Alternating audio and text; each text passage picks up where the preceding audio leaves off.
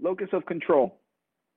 Now, for those of you that have been in my workshops before, you know that I'm a big fan of this. I actually learned this because of one of our very own at Miami-Dade College, Dr. Abascal.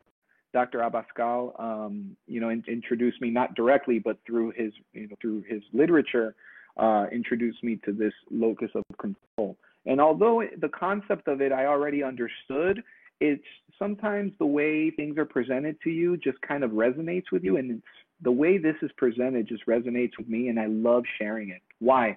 Because one of the first things of emotional intelligence, one of the primary places where we start is, let me focus on the things I have control over versus focusing on the things I don't have control over. And our natural state, the way we are as human beings, the way that we are born and designed, is this concept of looking out for danger, right? Which we're going to talk about in the fight or flight response.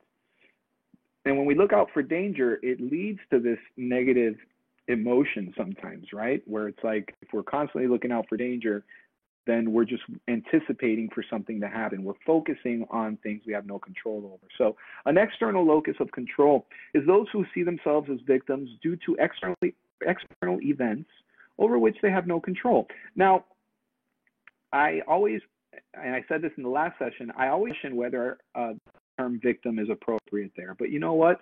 Sometimes you need to use a powerful word to get the point across. And we've all been guilty of this.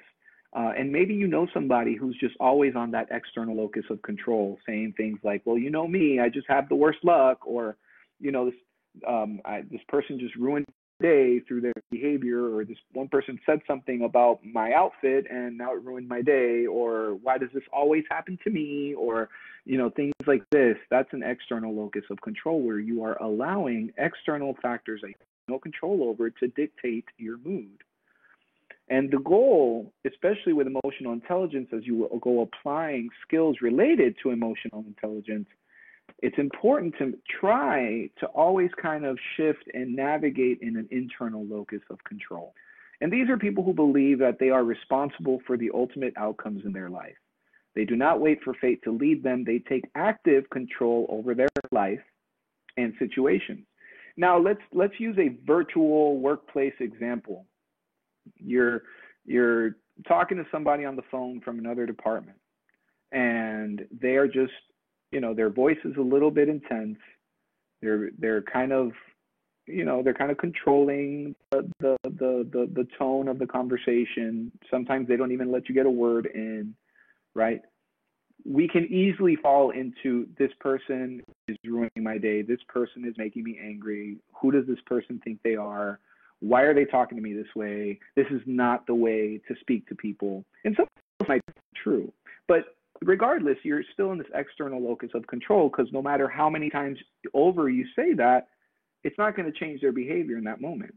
And the one thing you can control is how you react or how you behave in that moment. That's where you can actually take active control by, listening properly, being patient, being tolerant, and sometimes leading through your tone of voice. So if somebody's really, really up here and they're talking like this, and you respond a little bit more calmly but firm, then you are, I guess in this case, for lack of a better term, leading by example. And people usually react and notice that there's a shift, because the easy detection is where somebody just replies with the same tone, same volume, then everything is just escalating, right? And the whole thing is that we want to de-escalate. All right, I want to go over a few slides on the fight or flight response, and then we'll open it up for questions again, okay? Now, why do I always focus on the fight or flight response? All right, so those of you that have been in my workshops before, you've seen this. And if you haven't, well, the reason I bring it up is because one of the biggest issues we're having in modern day society is the misfire of the fight or flight response, okay? It's the misfire of it. It's a inaccurate trigger, or it's triggering our fight or flight response inaccurately. And therefore we're responding at a very heightened level, situations that for the most part have a solution. So quickly, the fight or flight response is our body's primitive automatic inborn response that prepares the body to fight or flee from perceived attack, harm, or threat to our survival, right? So now, you know, some people will freeze, some people will run. If a lion is running toward you, we don't know how we're going to react in that moment. We don't know what our fight or flight response is going to be. I would hope that for all of us, that our reaction would be to run, right? That we would run away from this lion. But we would know in that moment that we are in actual danger, right? Our life is in fact in danger. That is the reality of that moment. So this response is hardwired into our brains and represents a genetic wisdom designed to protect us from bodily harm. So not only can we never turn off the fight or flight response, we need to be grateful that we have it, right? It's that it tells us that, hey, we're in danger and you need to do something about it. And it's one of the biggest reasons why we're still in today as a species, right? Because of our innate ability to know that, hey, I need to survive. When our fight or flight response is activated, we tend to perceive everything in our environment as a possible threat to our survival. So this is where we start getting into trouble, right? Because nowadays, it doesn't take much to activate the fight or flight system. And then once it's activated, now the worry is just overwhelming. Now everything is worry about, and what if this happens, and what if that happens, and what will that lead to? And you just start going down that rabbit hole, and it's not healthy. Hence, what happens is one of the first things it does is that it bypasses our rational mind, because we're not in in a lot of modern day situations, we're not in real danger. But because of the emotions linked to this response, then it starts leading to irrational thoughts as opposed to having or maintaining a rational mind, right? So it's designed to protect us from real danger. So why am I talking about this? I'm talking about this because the moment I have a miscommunication with a coworker, boom, the misfire of the fight or flight response.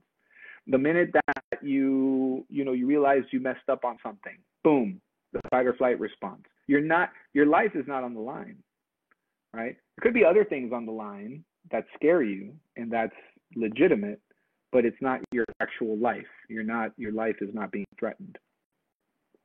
So today, most of our lions we encounter are not a threat to our physical survival. They consist of things like perceived danger, where we just think we're in danger. Things like rush hour traffic, which now there's more traffic, right? Because people are easing social distancing and businesses are opening up little by little, slowly but surely. But so there is more traffic, which will affect our ability to get places on time, and that can cause, that can definitely cause some, concern and some anxiety. I'm sorry, missing a deadline. That's obviously an awful feeling, especially when you honestly miss the deadline. Not that you procrastinated and you kind of knew it was coming, but all of a sudden you get a notification or an email and you were like, oh my goodness, I completely forgot about that. That could trigger and misfire the fight or flight response. And of course, having an argument with our coworker or spouse. Now, again, a conflict doesn't have to be negative, but if we're not reacting accordingly, then we're going to treat that argument like it's one of the worst things that's ever happened. And now what becomes of me? Now what becomes of this relationship? And that could be very anxiety triggering.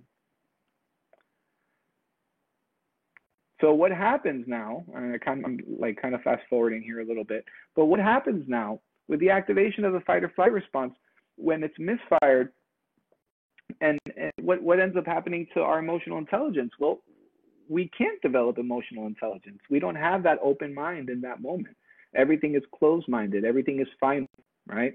And of course, when we're threatened or when we feel that we're in danger, we actually lose our ability to listen. And it's not a behavioral modification. It's an actual physical reaction. If you talk to boxers or if you talk to MMA fighters who fight in these arenas with thousands of people, they'll tell you that a lot of times they can't hear what's going on. They don't hear those people. They're only focused on what's going on because they're in danger and they're being threatened in that moment. So if somebody has misfired the fight or flight response and you're trying to have a conversation with this person, don't be surprised if you have to repeat yourself 5 times because they're not listening. They're having trouble listening in that moment, which will lead to problem solving, or worse, solving the wrong problem because you don't have a clear understanding of what's going on. Blocks to empathy, which is one of the pillars of emotional intelligence. And problems or negative situations have now become emotion focused versus problem focused when really we want a balance of the two. Okay. All right, so one of the ways that we utilize emotional intelligence, there's many ways, and they don't always have to be based on a negative situation, right? We can utilize emotional intelligence naturally to be able to enjoy a current moment, to be able to say, I am experiencing a joyful moment right now. Let me take it in. Let me be present. Let me be fully engaged in what I'm doing. Let me apply meaning to this. What's meaningful about this moment is enjoying it. I'm not worried about the future, not worried about the past, right? So that's how we can utilize it in positive situations. And then in the workplace, and I repeat, because we spend so much time at work, then naturally there's going to be more probability and more opportunities to have to manage difficult situations that are going to involve de-escalation. All right. So now we start applying everything we've talked about, and we know that the moment that we have to de-escalate, we know that there's a high chance that there's been a misfire of the fight or flight response. We take a deep breath, we get that under control, right? We say, okay, let me use my rational mind, right? I'm not truly in any type of danger, and I can communicate effectively now, and we can de-escalate situations. And for many of us, as far as human needs are concerned, it's no secret that as human beings, we're a very complex species, and our brain is just an amazing thing that carries a lot, and there are thousands upon thousands of needs that we have, but let's talk about just a few that I like to always refer to in these presentations. And those needs are time, how we feel about time, whether we don't have enough, whether we do have enough, how we feel when people interrupt our time, when people mess with our time, right? The next thing is money. We all have a very specific relationship with money. We associate money with well-being, right? Naturally, it's our livelihood. Money is how we pay for the roof over our head, the clothes on our back, and the food on the table. So naturally, that would be that would create a unique relationship with it, and it could, it could definitely be developed as a need in any type of where that needs to be acknowledged. And the need that we have to feel significant. Now, it's not to say that, I always need to feel important. No, it's feeling significant. Not many people enjoy feeling insignificant, all right? It's just the feeling that you're being acknowledged, that people know that you're there, recognize you as a human being with thoughts, with opinions, with feelings, right? And we need to always pay attention that these needs, usually when we have a misunderstanding with somebody, right, these needs are in play, right?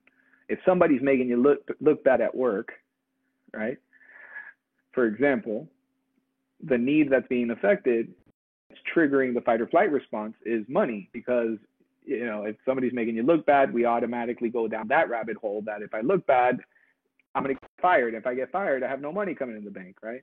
So we make these connections, and we're very quick to go down those rabbit holes when we don't have to. We don't have to.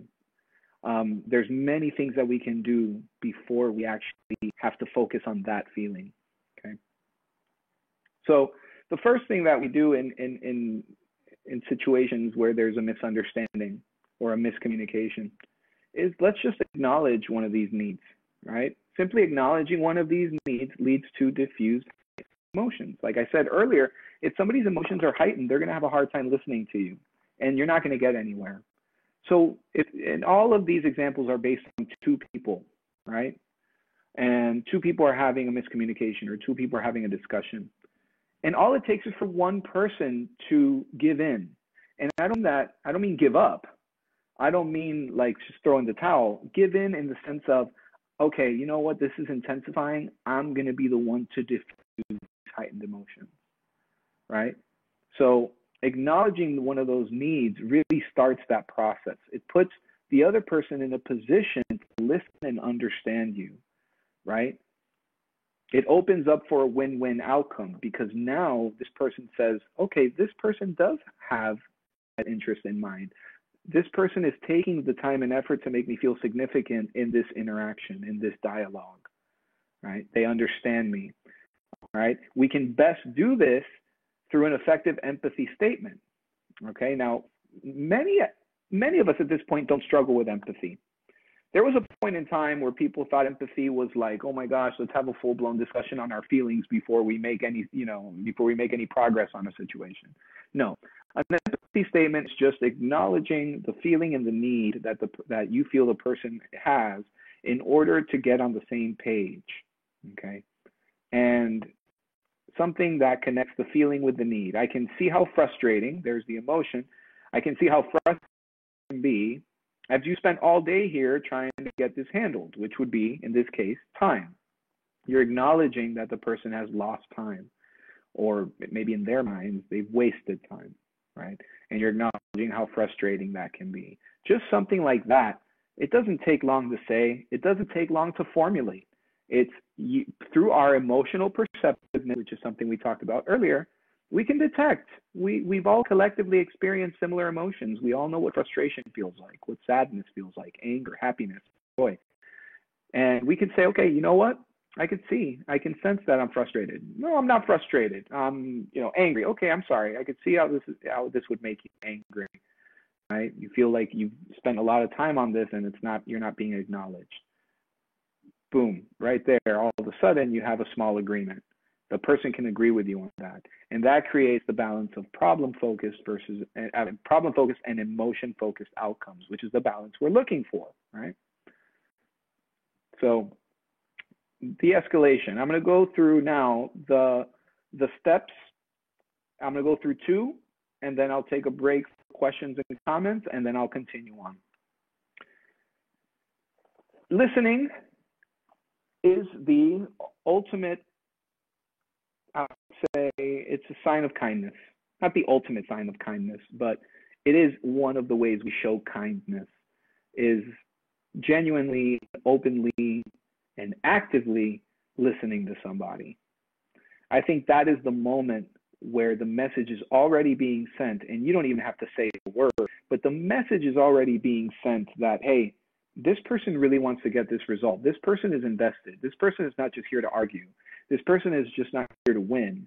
This person is here to out of this and something positive and productive out of this. So listening, 50% of a conflict or a misunderstanding is resolved just by having one person giving in and listening, right? And we want to do that by providing consistent eye contact, of course, in a way that's culturally appropriate. Miami, Florida, eye contact, with all the cultures we have, there's some cultures that just don't take eye contact, but I think for the most part, we're safe in consistent eye contact, meaning that we're not looking to the side, we're not kind of, looking up and down, and, we need to be able to show the person that we are in fact listening, which is essentially what active listening is, right?